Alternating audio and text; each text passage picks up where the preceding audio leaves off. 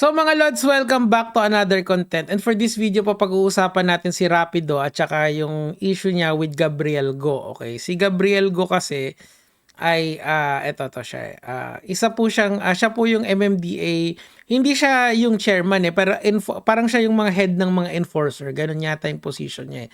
Si Rapido naman, isa siyang battle rapper na INC. Now, ang issue po kasi ngayon, eto pong video na to. Ano po ba yung nangyari sa video na to? A little bit of summary ha.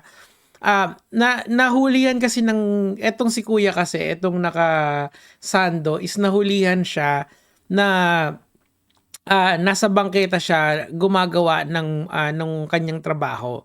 Ngayon kasi dapat nasa pwesto ka, 'di ba? So panoorin lang natin ng konti para ma-gets nyo yung konteksto.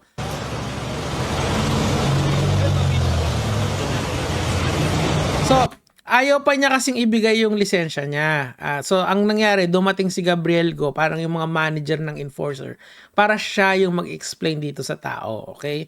And of course, these are all recorded kasi nga, operation siya, okay? Legal operation siya, okay? Tuloy. Ito po yung bakong ko. Lapit ko yung iglesia naman ako sir eh. Eh ano naman? Hindi naman po pwede po nung... Hindi dapat ang Sabing ganon, iglesia naman po ako, sir. Tapos sumagot si Gabriel Go, ano naman? relihiyon natin, ginagamit natin sa tamang pamamaraan. Correct, 'di ba? Tama naman talaga. Mali ka eh. Alam mo, hindi naman maliligtas nung relihiyon mo yung ginawa mong traffic violation. Magkaiba 'yon. Hindi gate hindi excuse card na pwede mong gamitin sa mga ganitong bagay. So, dito kasi nagkaroon ng issue kasi yung paggamit ng tao sa pagiging iglesia ni Cristo. Tapos yung pangaral ni Gabriel Go, which is tama naman si Gabriel Go. Tuloy natin. Hindi po yung ginagamit yung para excuse. Pwede po sana sir, magmula yung targa sir. Binibigyan kanina, hindi nga binigyan ng lisensya. Kinukuha ko pa lisensya ko sir. Paano kinukuha? Inaasikaso mo yung customer. Ano ba naman yan? Correct yun. So that's pretty much yun yung nangyari. Panoorin nyo na lang to sa News 5 everywhere yung buong context nito. So, I mean, nasa tama kasi naman talaga si Gabriel Go dun sa na yon sa mga bagay na yon, sa mga sinabi niya na yon. Pero syempre, ang internet, alam niyo naman kung gaano ka-relentless yan, may mga sinabi pa rin silang hindi kaaya-aya doon sa mga kapatid natin, di ba? Katulad dito, ako ay INCD, okay? Mga alam niyo na, hindi ko nababasahin, pero ang sinasabi ko lang, nagkaroon ng slew of bad comments because of that. Kasi nga, yung religious freedom mo naman, kung ano yung pipiliin mong religion, goods naman yan, di ba? Wala namang problema dyan. Whether naniniwala ka or hindi ka naniniwala sa Diyos, protected ka ng Constitution via yung freedom of belief na tinatawag, di ba? Pero hindi siya pass para gumawa ka ng hindi maganda. So, si Kuya, dito sa video na to, hindi siya gumawa ng maganda. And yung nirason niya is yung iglesia naman daw siya, which is incorrect, okay? So, ngayon, si Rapido, sabi niyang ganon. Nung una kasi, okay naman, para sa akin kasi wala namang sinabing hindi maganda si Rapido dito sa video na to. Sabi niya dito, violation sa kalsada gamit ang iglesia ni Cristo. Kahit kailan hindi yan kinukonsin ng INC. Correct, tama naman siya. I agree with him. Mali yan, pero ano ang layunin mo? Sabihin sa akin na sagutin ko, well, eto, okay? Ano ibig sabihin? Kasi after naman yan kasi mga Lods, wala namang sinabi si okay. Okay, hindi, ang nagsasabi kasi, alam niyo naman kasi, lagi na lang kinikriticize kasi si Rapido ng mga tao because yung sobrang pananampalataya niya, di ba? Miski sa battle rap, dinadala niya yon, di ba? Eto, panoorin natin. May ginawang violation sa kalsada tapos sinabing iglesia raw siya. So, eto ginagawang advantage ng mga haters o yung mga basher. Alam nyo, hindi na bago yan eh. Ganito na lang yan. Kapag ang isang puting damit. Okay, so, ikakat ko na doon. Wala naman akong totoong opinion doon sa sinabi niya. He is entitled to that. Pero, generally, okay naman na i-defend niya yung position ng INC. Hindi naman, at tandaan nyo, isolated case yan. Hindi lahat ng INC ay ganyan sila. Hindi naman nila ginagamit yung pagiging INC nila para makakawala sa violation. Okay. So, pero, ang sinasabi niya rito kasi, wala daw kasing, yung puting damit, eto, kunyari puting damit, yung mali lang yung tinitignan, hindi yung kabutihan ng nung kanyang religion. Okay naman, I agree with that. Okay, banda rito.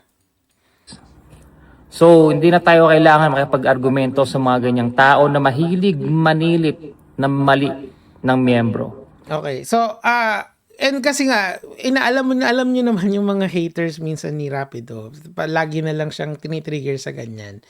Pero, hindi yan yung punto kasi nitong video na to. I think kung dito tumigil si Rapido, very good na. Panalo na lahat eh. Kumbaga, panalo si Gabriel Go dahil hindi siya nagpadala dun sa argumento nung lalaki na siya ay Iglesia ni Cristo. At saka tama, okay na sana. Kumbaga panalo na si Rapido din kasi kinundin na niya yung kamembro niya na hindi sumusunod. Di ba? Very good. At saka kinundin na rin niya yung mga haters na walang ginawa kung hindi mag-criticize sa INC. Very good na naman. Di ba? Tapos na sana eh. Tapos na sana eh. Hindi ko na sana papakilamanan eh. Siyempre, ay yung mga kagaya kong kupal-kupal dito sa internet. Ito talaga yung ito talaga yung gatas eh. Dito tayo talaga kumikita eh sa ganitong klaseng content eh. Ito yung tinatawag kong money shot. Ito yung 3 oras 6 na putok, 'di ba? Ito na yung moment na yon. So, okay na eh. Kung tumigil si Gabriel Go, goods na. Kung tumigil si Rapido, goods na rin, di ba? Ngayon, ang ginawa niya, nung May 3 kasi, nahuli si Chavit Singson ng mga enforcer, okay? Ito yung unang, panoorin natin muna. Si Chavit yan. So, syempre, ano yung protocol? Ang unang hihingi ng ticket ay yung enforcer, hindi muna yung manager. Tama, di ba? Ganun yung escalation procedure na tinatawag eh. As you can see, I'm very excited. Okay, so skipan natin. Skip dito.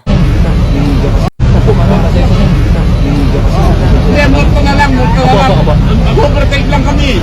Ayun, so ang ginawa nila kasi, nag-overtake sila tapos pumunta sila sa bus lane. So, kailangan tikitan sila. Anong sabi ni Manong Chavit? Multa na lang. Tikitan nyo ako kasi syempre, yung tao is very busy. Naintindihan naman natin yan kahit hindi natin gusto si Chavit. Ano yan? Bahala siya, di ba? O, tuloy. Overtake lang. Apo, manong pasensya na po. Overtake lang. Apo. Anyway, multa na. Pasensya naman. Ayun o, anyway, multa lang, di ba? Hindi siya pumapalag dun sa multa, hindi siya pumapalag dun sa lisensya. Tikitan nyo kami, o, di ba? Tangoy. Pasensya na po, manong. Pagtikitan Apo, mo na. meron na po. Ako sa emergency lang ako. Apo. Oh, Meron na po. Apo, pasensya na po, sir. Pasensya na po. Ay, bayad ako ha, multa ko. Patay po ko. Bayad ako. Oh, payag naman siya. Ibig sabihin hindi sila pumalag, 'di ba? 'Yun yung difference nito at saka rito. Ang liwanag, 'di ba? So kung i-analyze mo, magkaiba yung sitwasyon niya. Kaya syempre, ikaw na enforcer, nahuli mo si Chavit Singson or yung driver ni Chavit Singson. Parang ano 'yan? Badge of honor sa 'yan. Parang kin-cross examine mo si Rapi Tulfo, halimbawa, kunyari, or di ba parang ganun siya. Ganun yung niya, ganun yung feeling niya. Pero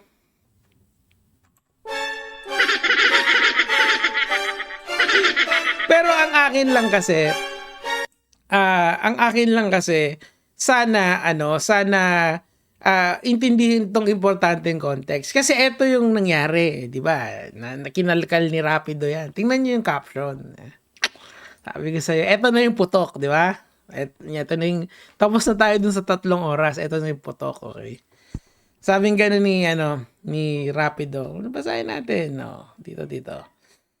Saludo po kay Sir Chavit. Ang concern ko lang sana kay Sir Gabriel na wala yata yung yabang nakipag-usap at hindi pa humarap.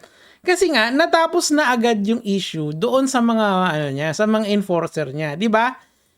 Hindi naman nanlaban eh. Hindi na naman nanlaban si Chavit eh. So bakit pa kailangan umepal doon ni Gabriel Go? Para saan, di ba? naiintindihan ni Gabriel Go na kapag pumunta siya dyan, lalong magva-viral. Bigay mo na dun sa mga bata niya. Kaya nga tuwan-tuwa sila eh. Goods na eh. Pero inisyuhan mo pa. Siyempre, yung mga kapatid, nag-back up na agad, di ba? Positive hindi pala, iba lang sinabi. Puro ganyan na dinig ko. Tama naman, ang galang, puro opo, pasensya na po. Hindi, kasi nga hindi nga naman nanlaban si Chavit. Napakagalang naman po. Siyempre, kampi-kampihan na yan. Pero mali kasi, non-issues kasi siya. Kung titignan mong maigi. Pero parang ang lumalabas tuloy rapido, parang na-bitter ka dahil na banggit yung pangalan ng INC. Parang ganun yung lumalabas, brother. Pero ang akin lang, tol, sana tignan mo siya as a separate case. Kasi wala naman problema dapat yan eh. Okay. Ito, talaga, so sumagot si Gabriel Go. Sabi ko sa inyo, ito na yung ibang mga, ito na naman yung another putok. Talaga ba, rapido? Kumuha ka na lang ng content, throwback pa. Unang-una, nung dumaan sa busway yan, nagmalaki ba siya? Hindi. Nagmataas pa siya? Hindi rin, di ba? Kasi ang taong marunong tumanggap ng pagkakamali at nagpakababa kahit sino dapat tinutularan yan, di ba? Plus the fact na walang pakiusap na naganap, ticket kung ticket. Tapos na yung usapan. Kasi nga, hindi naman tumalag si Manong Chavit. In fairness sa kanya, kahit anong criticism nyo kay Manong Chavit, hindi katulad nitong lalaki na to. So nakikita niyo yung difference, diba? Pero wala puntos na yan kasi nga, kumbaga, miski hindi yan yung topic, talagang red herring ang tawag dyan. Kasi nga, hindi niya pinag-compare ng mabuti. Parang, I believe mas malapit siya sa whataboutism. What about ito? What about ito? Tingnan mo, di ba yan din yun, no? Bakit ikaw ang bait mo dyan? Hindi, iba-iba kasi yan. Case-to-case basis yan, rapido. Yung isang nangyari dito, iba yung nangyari dito. Di kung pumalag si Chavit, di pupunta talaga dyan si Gabriel Go. The fact na hindi, very cordial si Manong Chavit, goods na yun, no? Di ba? Teka, isa pang mic drop, walang sita. Tama naman, no? Oo nga naman, oo. Ngayon, hindi ko gets bakit nyo pinupuntasan si Gabriel Go dito Tingnan nyo. Gabriel Go, opo, 17 times. Hindi nga siya lumabas dun sa video yung mga enforcer niya Natuwang-tuwa kasi nahuli nila si Chavit. Di ba? Tinikita nila si Chavit, di ba? Opo, pasensya na po, di ba? Diyos ko lang. Diyos ko, Lord. Di ba? Mali naman yan. Kapatid ako pero round na yan ay kay Sir Gabriel. Di ba? Hati na yung mga kapatid Nagkakaroon tuloy ng eto. Basahin natin si Chavit. Regardless, okay, si Chavit pala si Rapido. Tingnan natin kung may punto siya. Regardless kung luma o bago yung video, sir. Kasi ang point ko sana, kung paano kayo nakipag-usap sa ordinaryong mamamayan, nahuli nyo based sa napanood at pinaglaban nyo yung batas na minsan natatameme. Hindi nga kasi siya nanlaban. Gets mo ba? Di ba? Magkaiba Nagganito ba si Chavit na ayaw niyang ipresenta yung lisensya niya, ayaw niyang tumanggap ng ticket, nagrason ba siya? Di ba hindi? So magkaibang sitwasyon siya, rapido. Anong sinasabi mo? Okay na Panalo ka na tol Alam niyo yung merong kasabihan to yung you took the win out of you took the defeat out of the jaws of victory. Baliktad Panalo na, tinaano pa Kung pag uuwi ka na lang cash out uwi, ganoon na lang yan I-Gcash mo na lang pero hindi ganoon yung nangyari idol. Tapos po nag-aano pa siya sana ganun din na at lahat ng makapangyarihan o hindi kung dumaldal si Chavit doon di bumalag si Gabriel Go doon. Ano ka ba, rapido? Alan Jo dahil minsan hindi natin maiiwasan mapahiya ang mga taong kahit minimal yung violation hindi di bigay niya yung ticket niya. Bakit ba? Hindi naman niya binigay yung ticket niya Unlike si Chavit Singson, hindi.